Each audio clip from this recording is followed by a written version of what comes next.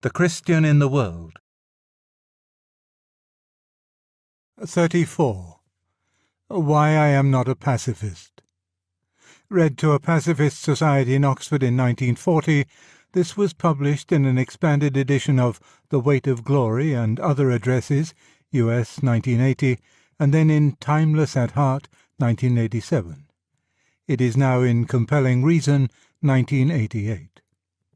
The question is whether to serve in the wars at the command of the civil society to which we belong is a wicked action, or an action morally indifferent, or an action morally obligatory. In asking how to decide this question, we are raising a much more general question. How do we decide what is good or evil? The usual answer is that we decide by conscience. But probably no one thinks now of conscience as a separate faculty, like one of the senses. Indeed, it cannot be so thought of. For an autonomous faculty like a sense cannot be argued with. You cannot argue a man into seeing green if he sees blue. But the conscience can be altered by argument. And if you did not think so, you would not have asked me to come and argue with you about the morality of obeying the civil law when it tells us to serve in the wars. Conscience, then, means the whole man engaged in a particular subject matter. But even in this sense, conscience still has two meanings. It can mean A, the pressure a man feels upon his will to do what he thinks is right. B, his judgment as to what the content of right and wrong are. In sense A, conscience is always to be followed. It is the sovereign of the universe, which, if it had power as it has right, would absolutely rule the world. It is not to be argued with, but obeyed, and even to question it is to incur guilt. But in sense B, it is a very different matter. People may be mistaken about wrong and right. Most people in some degree are mistaken. By what means are mistakes in this field to be corrected? The most useful analogy here is that of reason, by which I do not mean some separate faculty, but, once more, the whole man judging, only judging this time not about good and evil, but about truth and falsehood. Now, any concrete train of reasoning involves three elements. Firstly, there is the reception of facts to reason about. These facts are received either from our own senses or from the report of other minds. That is, either experience or authority supplies us with our material. But each man's experience is so limited that the second source is the more usual. Of every 100 facts upon which to reason, 99 depend on authority.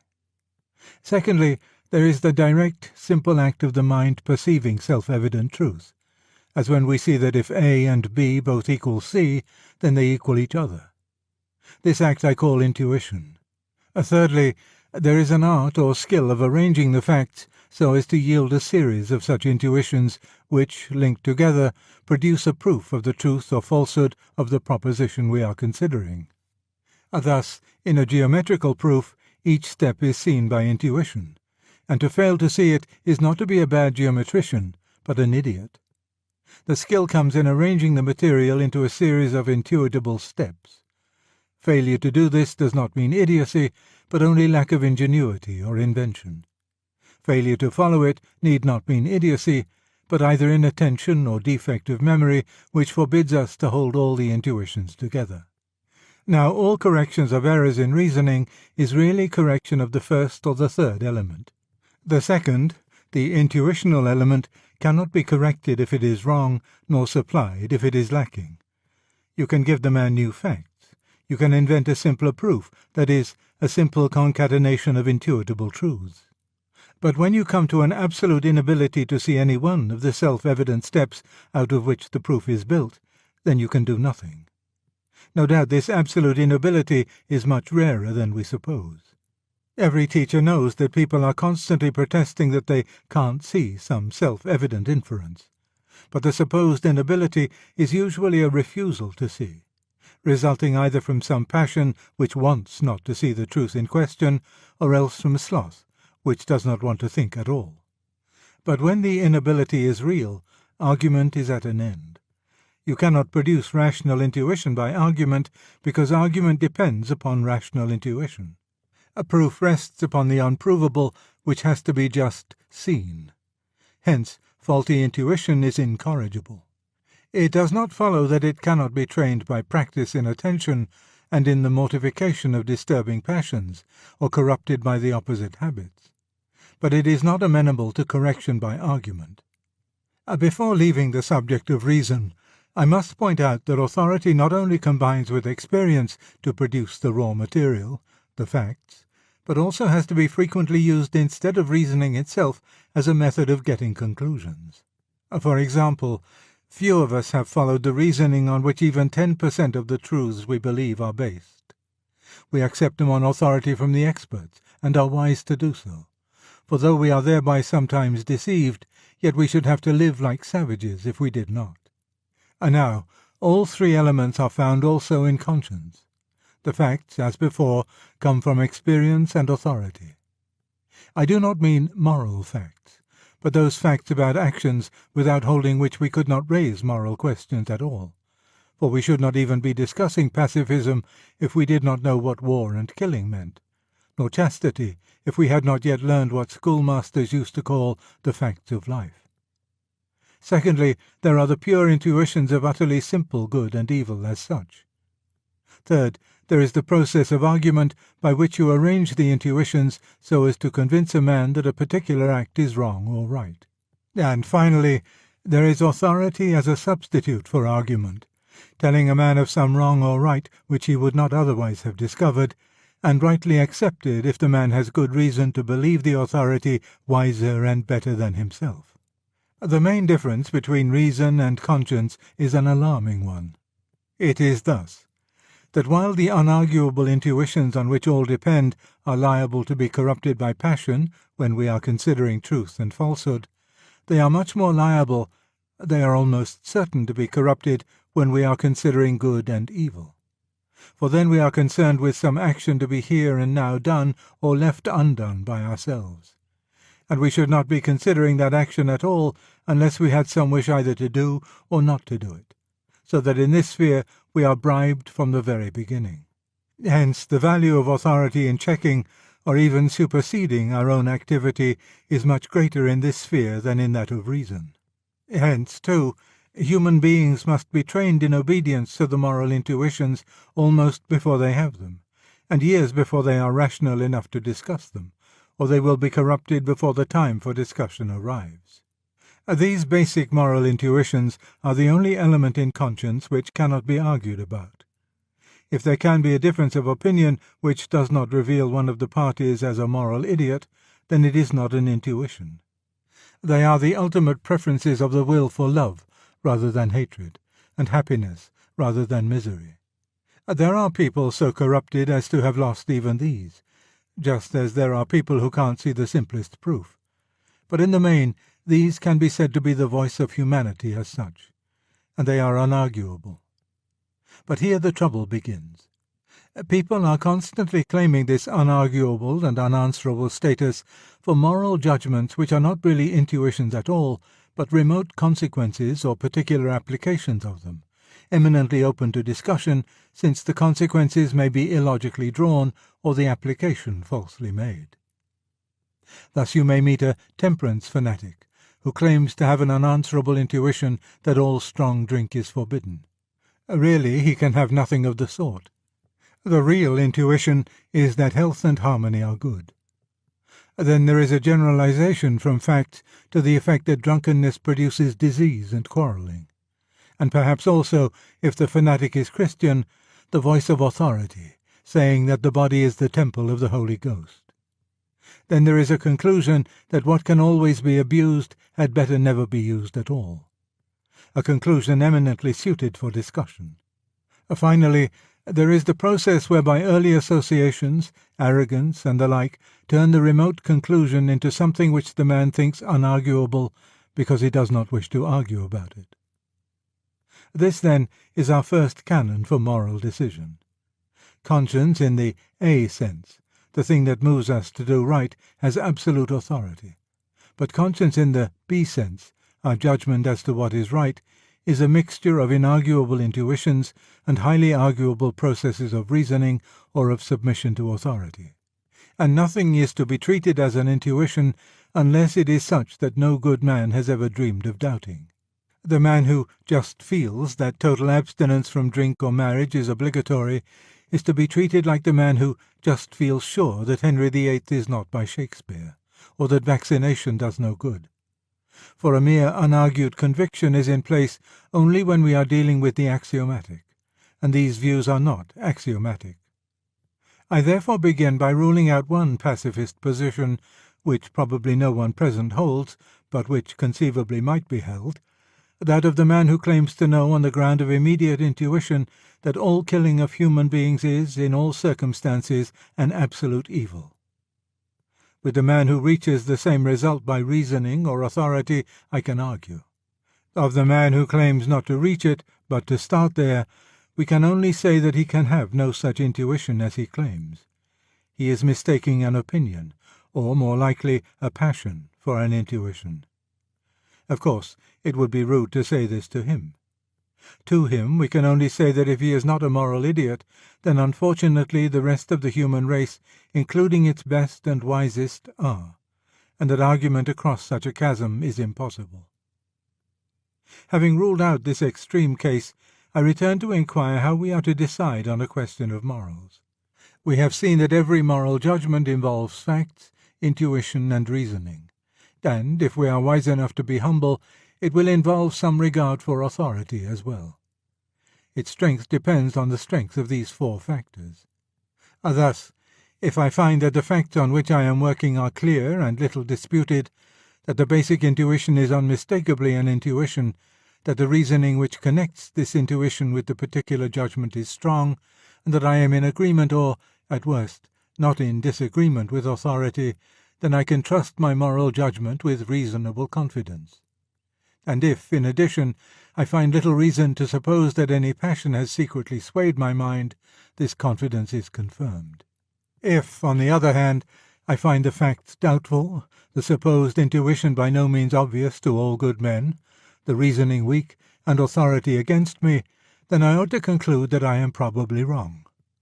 And if the conclusion which I have reached turns out also to flatter some strong passion of my own, then my suspicion should deepen into moral certainty.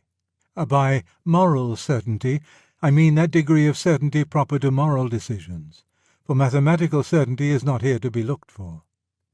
I now apply these tests to the judgment, it is immoral to obey when the civil society of which I am a member commands me to serve in the wars. First, as to the facts. The main relevant fact admitted by all parties is that war is very disagreeable. The main contention urged as fact by pacifists would be that wars always do more harm than good. How is one to find out whether this is true? It belongs to a class of historical generalizations which involve a comparison between the actual consequences of some actual event and a consequence which might have followed if that event had not occurred.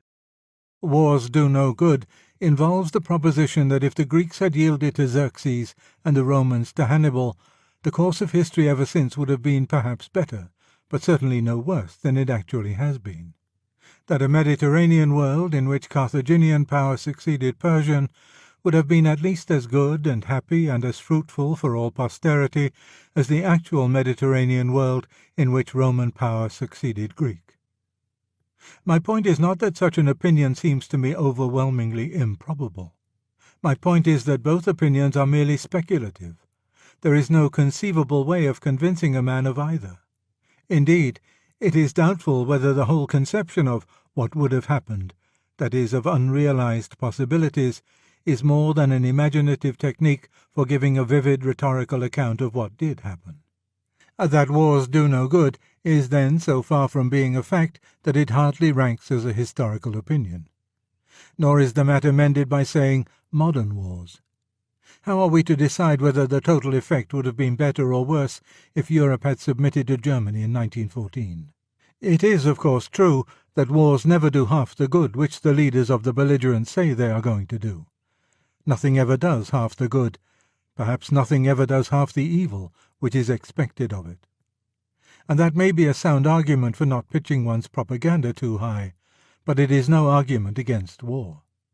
If a Germanized Europe in 1914 would have been an evil, then the war which prevented that evil was, so far, justified.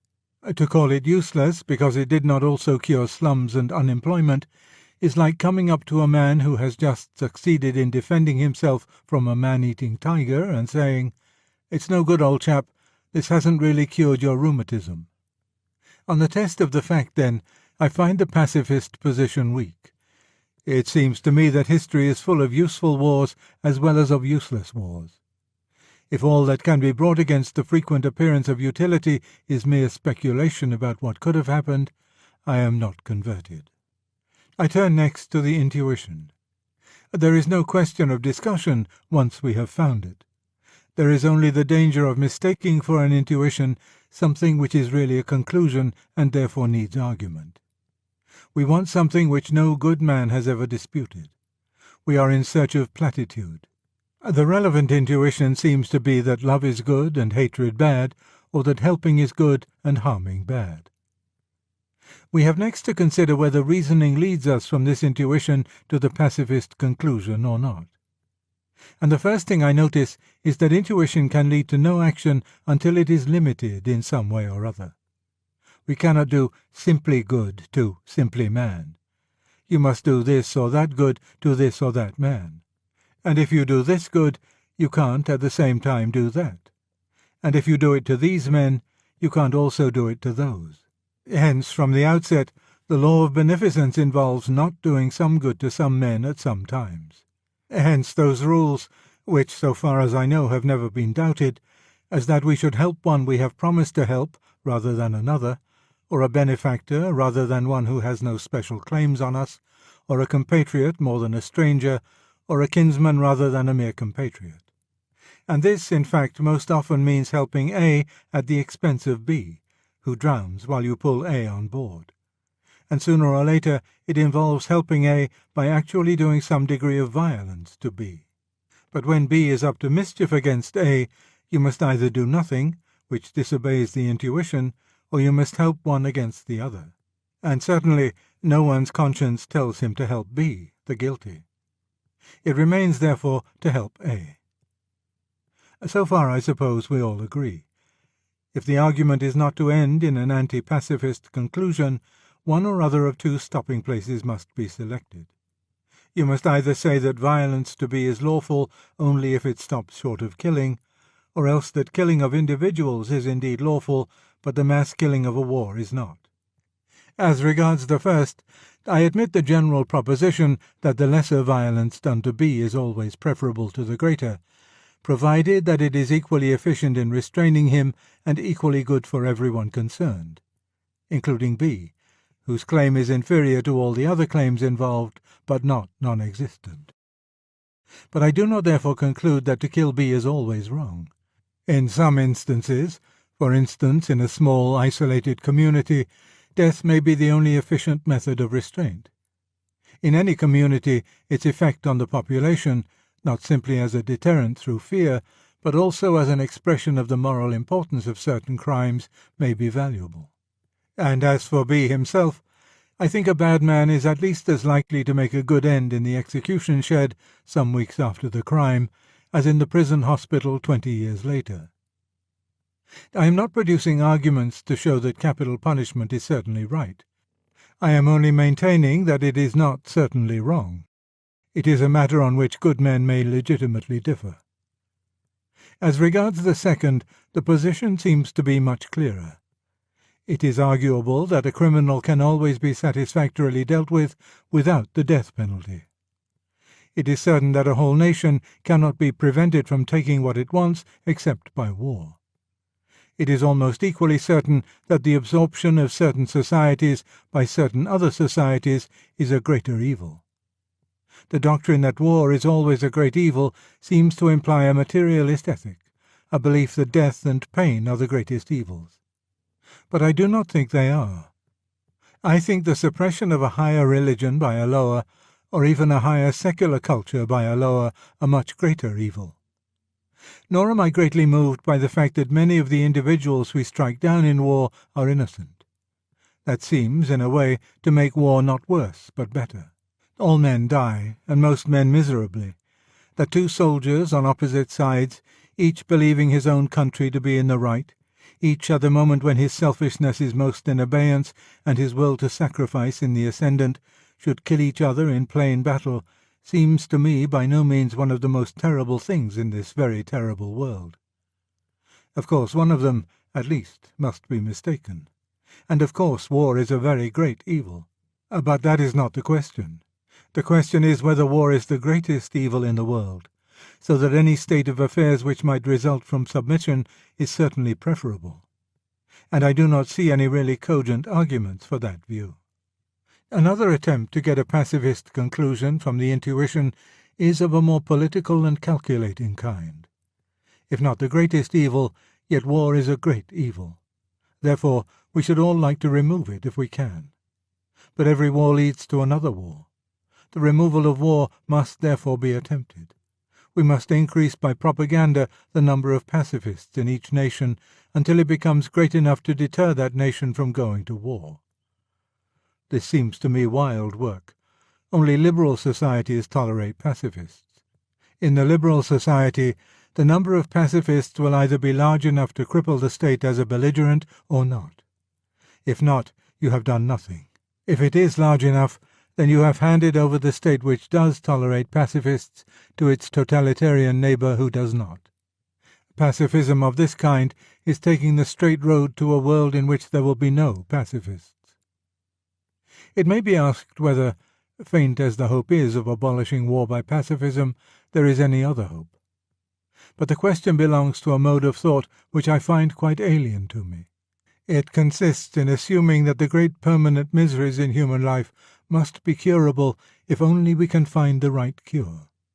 And it then proceeds by elimination and concludes that whatever is left, however unlikely to prove a cure, must nevertheless do so. Hence the fanaticism of Marxists, Freudians, Eugenists, spiritualists, Douglasites, federal unionists, vegetarians, and all the rest. But I have received no assurance that anything we can do will eradicate suffering. I think the best results are obtained by people who work quietly away at their objectives, such as the abolition of the slave trade, or prison reform, or factory acts, or tuberculosis, not by those who think they can achieve universal justice, or health, or peace. I think the art of life consists in tackling each immediate evil as well as we can, to avert or postpone one particular war by wise policy, or to render one particular campaign shorter by strength and skill, or less terrible by mercy to the conquered and the civilians, is more useful than all the proposals for universal peace that have ever been made. Just as the dentist who can stop one toothache has deserved better of humanity than all the men who think they have some scheme for producing a perfectly healthy race. I do not, therefore, find any very clear and cogent reason for inferring from the general principle of beneficence the conclusion that I must disobey if I am called on by lawful authority to be a soldier. I turn next to consider authority. Authority is either special or general, and again either human or divine. The special human authority which rests on me in this matter is that of the society to which I belong. That society, by its declaration of war, has decided the issue against pacifism in this particular instance, and by its institutions and practice for centuries has decided against pacifism in general. If I am pacifist, I have Arthur and Alfred, Elizabeth and Cromwell, Walpole and Burke against me. I have my university, my school, and my parents against me. I have the literature of my country against me, and cannot even open my Beowulf, my Shakespeare, my Johnson, or my Wordsworth without being reproved. Now, of course, this authority of England is not final. But there is a difference between conclusive authority and authority of no weight at all. Men may differ as to the weight they would give the almost unanimous authority of England. I am not here concerned with assessing it, but merely with noting that whatever weight it has is against pacifism. And, of course, my duty to take that authority into account is increased by the fact that I am indebted to that society for my birth and my upbringing, for the education which has allowed me to become a pacifist, and the tolerant laws which allow me to remain one. So much for special human authority. The sentence of general human authority is equally clear. From the dawn of history down to the sinking of the Terrace Bay, the world echoes with the praise of righteous war. To be a pacifist, I must part company with Homer and Virgil, with Plato and Aristotle, with Zarathustra and the Bhagavad Gita, with Cicero and Montaigne, with Iceland and with Egypt. From this point of view, I am almost tempted to reply to the pacifist as Johnson replied to Goldsmith. Nay, sir, if you will not take the universal opinion of mankind, I have no more to say. I am aware that, though Hooker thought the general and perpetual voice of men is as the sentence of God himself, yet many who hear will give it little or no weight. This disregard of human authority may have two roots. It may spring from the belief that human history is a simple unilinear movement from worse to better, what is called a belief in progress, so that any given generation is always, in all respects, wiser than all previous generations. To those who believe thus, our ancestors are superseded, and there seems nothing improbable in the claim that the whole world was wrong until the day before yesterday, and now has suddenly become right. With such people I confess I cannot argue, for I do not share their basic assumption. Believers in progress rightly note that in the world of machines the new model supersedes the old. From this they falsely infer a similar kind of supersession in such things as virtue and wisdom. But human authority may be discounted on a quite different ground. It may be held, at least by a Christian pacifist, that the human race is fallen and corrupt, so that even the consent of great and wise human teachers and great nations, widely separated in time and place, affords no clue whatsoever to the good. If this contention is being made, we must then turn to our next head, that of divine authority. I shall consider divine authority only in terms of Christianity. Of the other civilized religions, I believe that only one, Buddhism, is genuinely pacifist. And anyway, I am not well enough informed about them to discuss them with profit.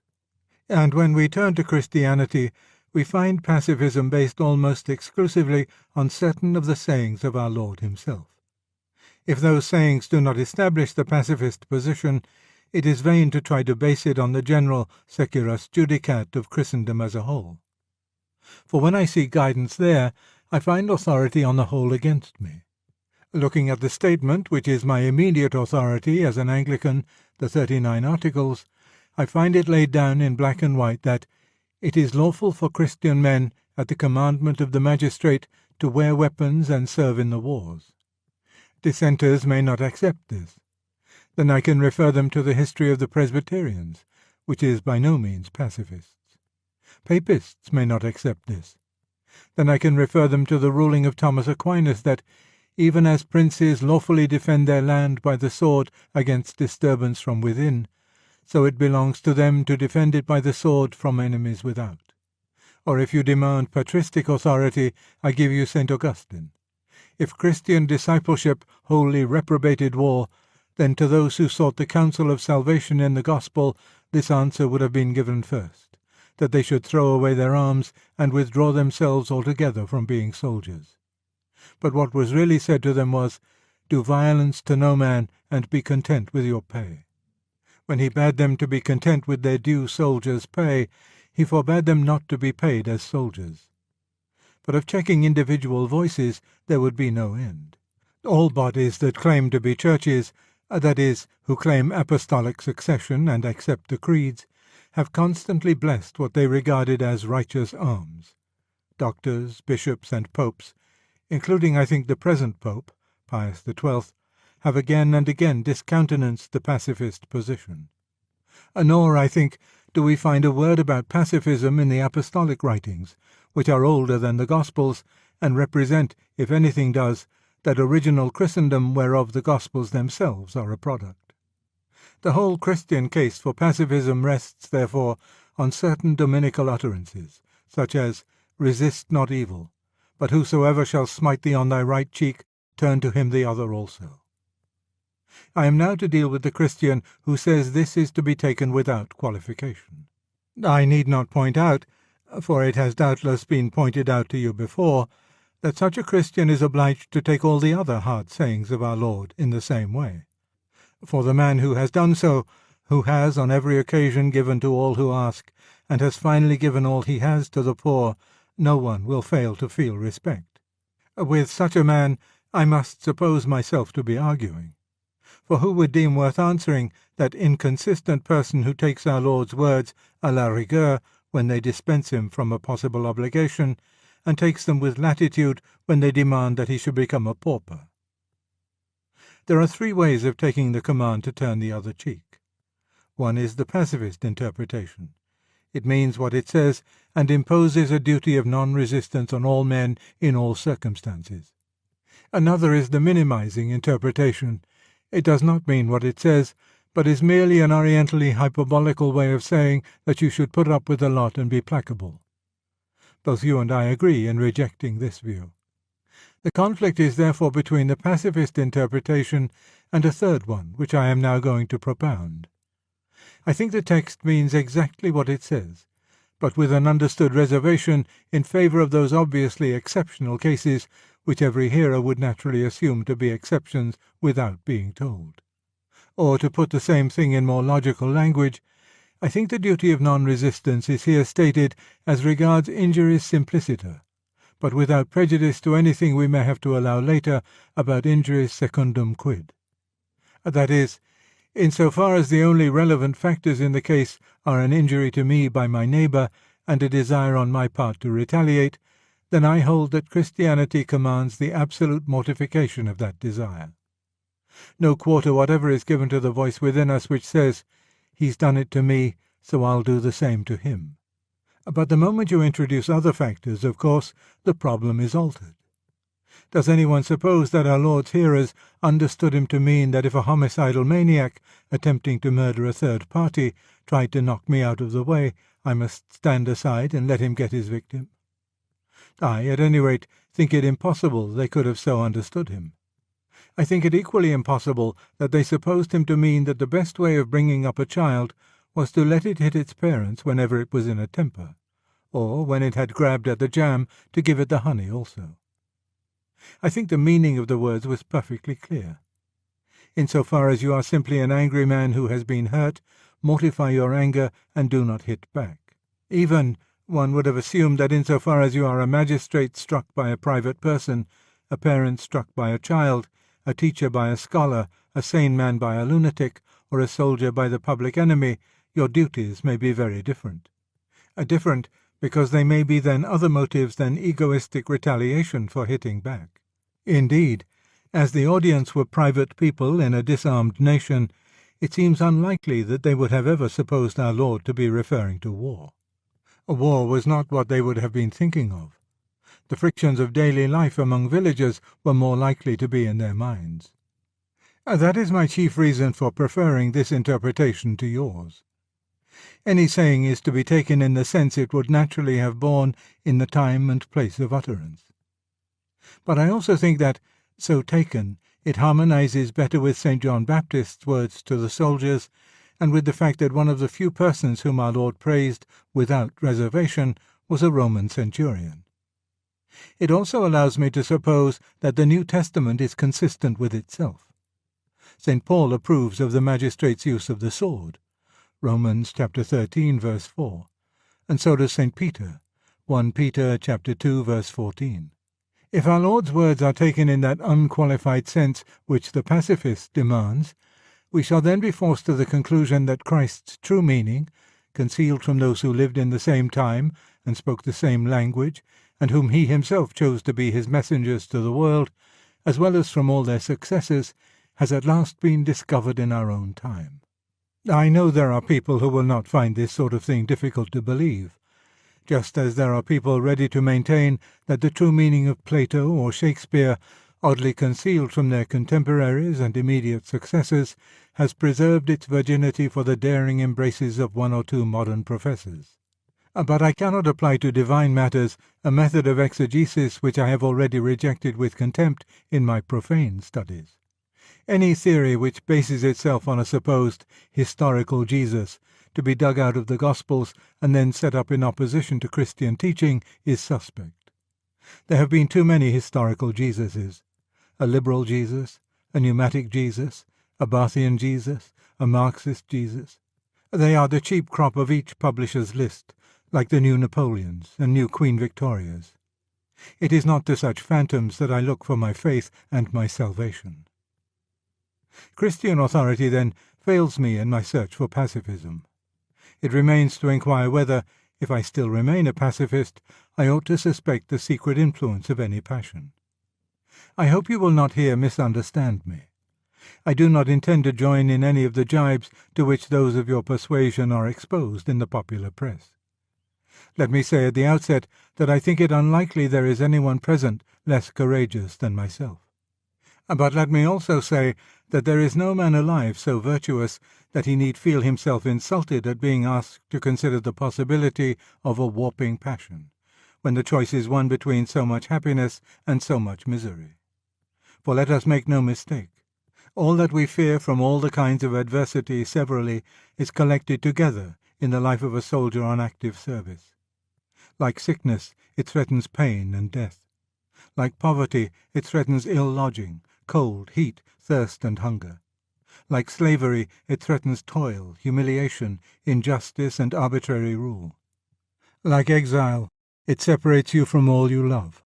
Like the galleys, it imprisons you at close quarters with uncongenial companions.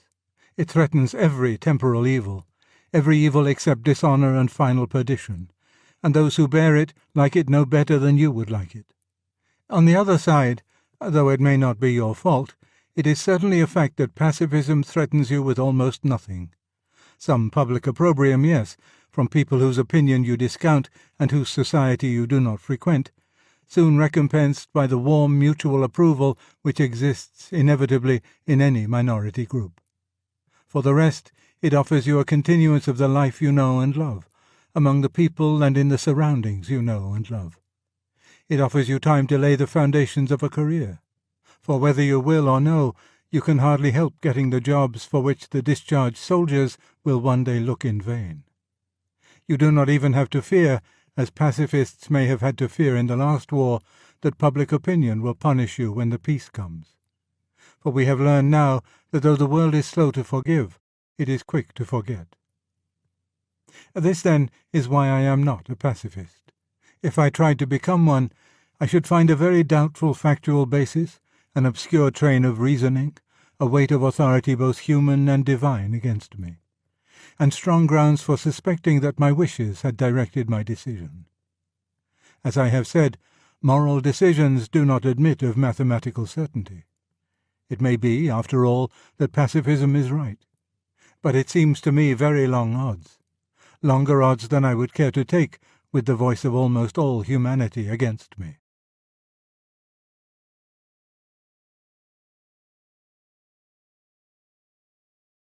May I once again start by putting two pictures, or two stories rather, into your minds.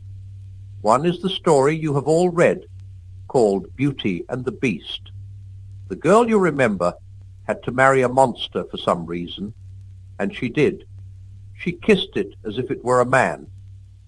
And then, much to her relief, it really turned into a man, and all went well. The other story is about someone who had to wear a mask which made him look much nicer than he really was. He had to wear it for a year, and when he took it off, he found his own face had grown to fit it. He was now really beautiful. What had begun as disguise had become a reality. I think both these stories may, in a fanciful way of course, help to illustrate what I have to say in this chapter. Up till now, I have been trying to describe facts, what God is and what he has done. Now I want to talk about practice. What do we do next? What difference does all this theology make? It can start making a difference tonight. If you are interested enough to have read thus far, you are probably interested enough to make a shot at saying your prayers. And whatever else you say, you will probably say the Lord's Prayer. Its very first words are, Our Father. Do you now see what those words mean? They mean, quite frankly, that you are putting yourself in the place of a son of God. To put it bluntly, you are dressing up as Christ. If you like, you are pretending. Because, of course, the moment you realize what the words mean, you realize that you are not a son of God. You are not being like the Son of God, whose will and interests are at one with those of the Father. You are a bundle of self-centered fears, hopes, greeds, jealousies, and self-conceit, all doomed to death. So that, in a way, this dressing up as Christ is a piece of outrageous cheek. But the odd thing is that he has ordered us to do it. Why? What is the good of pretending to be what you are not? Well, even on the human level, you know, there are two kinds of pretending. There is a bad kind, where the pretense is there instead of the real thing. As when a man pretends he is going to help you instead of really helping you. But there is also a good kind, where the pretense leads up to the real thing. When you are not feeling particularly friendly, but know you ought to be, the best thing you can do, very often, is to put on a friendly manner and behave as if you were a nicer person than you actually are. And in a few minutes, as we have all noticed, you will be really feeling friendlier than you were. Very often, the only way to get equality in reality is to start behaving as if you had it already. That is why children's games are so important. They are always pretending to be grown-ups, playing soldiers, playing shop.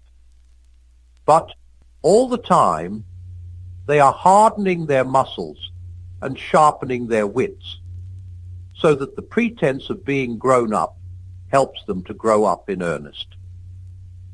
Now, the moment you realize, here I am dressing up as Christ, it is extremely likely that you will see at once some way in which, at that very moment, the pretense could be made less of a pretense and more of a reality. You will find several things going on in your mind which would not be going on there if you were really a son of God. Well, stop them. Or you may realize that instead of saying your prayers, you ought to be downstairs writing a letter or helping your wife to wash up. Well, go and do it. You see what is happening. The Christ himself, the Son of God, who is man just like you and God just like his Father, is actually at your side and is already at that moment beginning to turn your pretense into a reality. This is not merely a fancy way of saying that your conscience is telling you what to do. If you simply ask your conscience, you get one result. If you remember that you are dressing up as Christ, you get a different one. There are lots of things which your conscience might not call definitely wrong, especially things in your mind, but which you will see at once you cannot go on doing if you are seriously trying to be like Christ. For you're no longer thinking simply about right and wrong. You're trying to catch the good infection from a person. It is more like painting a portrait than like obeying a set of rules. And the odd thing is that while in one way it is much harder than keeping rules, in another way it is far easier. The real Son of God is at your side. He is beginning to turn you into the same kind of thing as himself. He is beginning, so to speak, to inject his kind of life and thought, his Zoe, into you, beginning to turn the tin soldier into a live man. The part of you that does not like it is the part that is still tin. Some of you may feel that this is very unlike your own experience. You may say, I've never had the sense of being helped by an invisible Christ, but I often have been helped by other human beings. That is rather like the woman in the first war, who said that if there were a bread shortage, it would not bother her house, because they always ate toast. If there is no bread, there will be no toast. If there were no help from Christ, there would be no help from other human beings. He works on us in all sorts of ways, not only through what we think our religious life. He works through nature, through our own bodies, through books, sometimes through experiences which seem, at the time, anti-Christian. When a young man who has been going to church in a routine way honestly realizes that he does not believe in Christianity and stops going, provided he does it for honesty's sake and not just to annoy his parents, the Spirit of Christ is probably nearer to him then than it ever was before. But above all, he works on us through each other. Men are mirrors or carriers of Christ to other men, sometimes unconscious carriers. This good infection can be carried by those who have not got it themselves. People who were not Christians themselves help me to Christianity. But usually it is those who know him that bring him to others. That is why the church, the whole body of Christians, showing him to one another, is so important. You might say that when two Christians are following Christ together, there is not twice as much Christianity as when they are apart, but 16 times as much. But do not forget this. At first, it is natural for a baby to take its mother's milk without knowing its mother. It is equally natural for us to see the man who helps us without seeing Christ behind him. But we must not remain babies. We must go on to recognize the real giver. It is madness not to, because if we do not, we shall be relying on human beings, and that is going to let us down. The best of them will make mistakes. All of them will die. We must be thankful to all the people who have helped us. We must honor them and love them. But never, never pin your whole faith on any human being. Not if he is the best and wisest in the whole world. There are lots of nice things you can do with sand. But do not try building a house on it. And now we begin to see what it is that the New Testament is always talking about. It talks about Christians being born again. It talks about them putting on Christ, about Christ being formed in us, about our coming to have the mind of Christ. Put right out of your head the idea that these are only fancy ways of saying that Christians are to read what Christ said and try to carry it out, as a man may read what Plato or Marx said and try to carry it out. They mean something much more than that. They mean that a real person, Christ, here and now, in that very room where you are saying your prayers, is doing things to you. It is not a question of a good man who died 2,000 years ago. It is a living man, still as much a man as you, and still as much God as he was when he created the world, really coming and interfering with your very self, killing the old natural self in you and replacing it with the kind of self he has. At first, only for moments, then for longer periods. Finally, if all goes well, turning you permanently into a different sort of thing, into a new little Christ, a being which in its own small way has the same kind of life as God, which shares in his power, joy, knowledge, and eternity. And soon we make two other discoveries. We begin to notice, beside our particular sinful acts, our sinfulness. Begin to be alarmed not only about what we do, but about what we are. This may sound rather difficult, so I will try to make it clear from my own case. When I come to my evening prayers and try to reckon up the sins of the day, 9 times out of 10, the most obvious one is some sin against charity. I have sulked or snapped or sneered or snubbed or stormed. And the excuse that immediately springs to my mind is that the provocation was so sudden and unexpected. I was caught off my guard. I had not time to collect myself. Now that may be an extenuating circumstance as regards those particular acts. They would obviously be worse if they had been deliberate and premeditated. On the other hand, surely what a man does when he has taken off his guard is the best evidence for what sort of a man he is. Surely what pops out before the man has time to put on a disguise is the truth. If there are rats in a cellar, you are most likely to see them if you go in very suddenly. But the suddenness does not create the rats. It only prevents them from hiding. In the same way, the suddenness of the provocation does not make me an ill-tempered man. It only shows me what an ill-tempered man I am. The rats are always there in the cellar, but if you go in shouting and noisily, they will have taken cover before you switch on the light.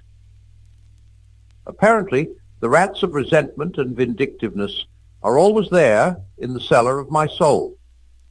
Now, that cellar is out of reach of my conscious will. I can to some extent control my acts. I have no direct control over my temperament.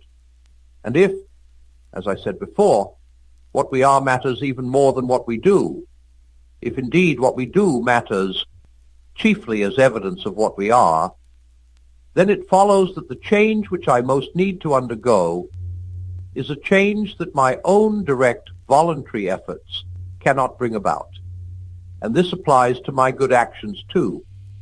How many of them were done for the right motive? How many for fear of public opinion or a desire to show off? How many from a sort of obstinacy or sense of superiority, which in different circumstances might equally have led to some very bad act? But I cannot, by direct moral effort, give myself new motives. After the first few steps in the Christian life, we realize that everything which really needs to be done in our souls can be done only by God. And that brings us to something which has been very misleading in my language up to now. I have been talking as if it were we who did everything. In reality, of course, it is God who does everything. We, at most, allow it to be done to us. In a sense, you might even say, it is God who does the pretending. The three-personal God, so to speak, sees before him, in fact, a self-centered, greedy, grumbling, rebellious human animal. But he says, let us pretend that this is not a mere creature, but our Son. It is like Christ, insofar as it is a man, for he became man. Let us pretend that it is also like him in spirit. Let us treat it as if it were what in fact it is not. Let us pretend in order to make the pretense into a reality. God looks at you as if you were a little Christ. Christ stands beside you to turn you into one. I dare say this idea of a divine make-believe sounds rather strange at first, but is it so strange really? Is not that how the higher thing always raises the lower? A mother teaches her baby to talk by talking to it as if it understood long before it really does. We treat our dogs as if they were almost human. That is why they really become almost human in the end,